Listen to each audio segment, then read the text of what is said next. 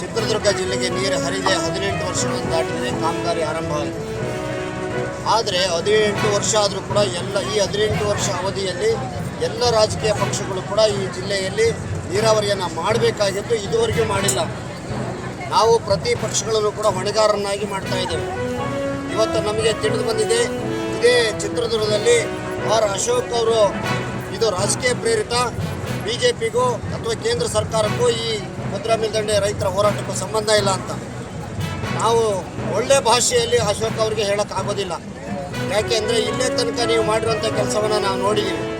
ಯಾಕೆ ಮೋದಿಯವರು ಚಿತ್ರದುರ್ಗಕ್ಕೆ ಬಂದು ಈ ಭಾಗದ ಜನರ ಮತವನ್ನು ಕದೀಲಿಕ್ಕೋಸ್ಕರ ಸುಳ್ಳು ಹೇಳೋದ್ರು. 5,300 ಕೋಟಿ ರೂಪಾಯಿ ನಾವು ಕೇಳಿದ್ವಿ, ಈ ಜಿಲ್ಲೆ ಜನ ಕೇಳಿದ್ವಾ? 5,300 ಕೋಟಿ ರೂಪಾಯಿನ ಮಂಜೂರಾತಿ ಕೊಟ್ಟಿದ್ವಿ ಅಂತ ಹೇಳಿದಂಥವರು ಯಾಕೆ ಈಗ 2.5 ವರ್ಷ ಆಗೋಯ್ತು ಆ ಹಣವನ್ನು ಬಿಡುಗಡೆ ಮಾಡಲಿಲ್ಲ? ನೀವು ತೀಟಿಗೋಸ್ಕರ ಜನರನ್ನ ದಾರಿ ತಪ್ಪಿಸಿ ಈ ಥರ ಮಾಡ್ತಾ ಇದ್ದೀರಿ. BJPಯವರು ಹೊತ್ತಿವಂತರ ಒಂದೊಂದು ಮಾತನ್ನು ಆಡೋದು ಒಳ್ಳೆಯ ಬೆಳವಣಿಗೆ ಅಲ್ಲ. ತಕ್ಷಣಕ್ಕೆ ಅಶೋಕ್ ಅವರು ಕ್ಷಮೆ ಕೇಳಬೇಕು ಈ ಜಿಲ್ಲೆಯ ಜನರನ್ನ. ಕಾಂಗ್ರೆಸ್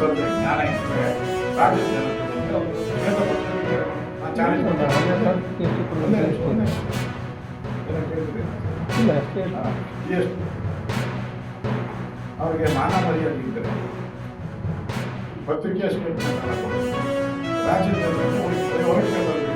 ವೈಟ್ ಪೇಪರ್ ಹಿಂದೆ ಮನಮೋಹನ್ ಸಿಂಗ್ ಇದ್ರು, ಪುಣ್ಯಾತ್ಮ ಅಂತ ಅವ್ರು 7 ಗಂಟೆ. ಅವರ 10 ವರ್ಷದಲ್ಲಿ ಕರ್ನಾಟಕಕ್ಕೆ ಎಷ್ಟು ಹಣ ಬಂದಿದೆ? ನರೇಂದ್ರ ಮೋದಿಗಳು 10 ವರ್ಷದಲ್ಲಿ, 1 ವರ್ಷ ಬೇಡ, 10 ವರ್ಷಕ್ಕೆ ಎಷ್ಟು ಹಣ ಬಂದಿದೆ? 1:4 ಬಂದಿದ್ರೆ ಒಪ್ಪಡಿ. GST ಬಿಟ್ಕೊಡಿ. ರೈಲ್ವೆ ಎಷ್ಟು ಬಂದಿದೆ ನಿಮಗೆ ದುಡ್ಡು ಲೆಕ್ಕ ಕೊಡಿ. ರೋಡ್ ಟ್ರಾನ್ಸ್ಪೋರ್ಟ್ ಅಲ್ಲಿ ಎಷ್ಟು ದುಡ್ಡು ಬಂದಿದೆ ಲೆಕ್ಕ ಕೊಡಿ. ಏನ್ ಕೊಡೋದು?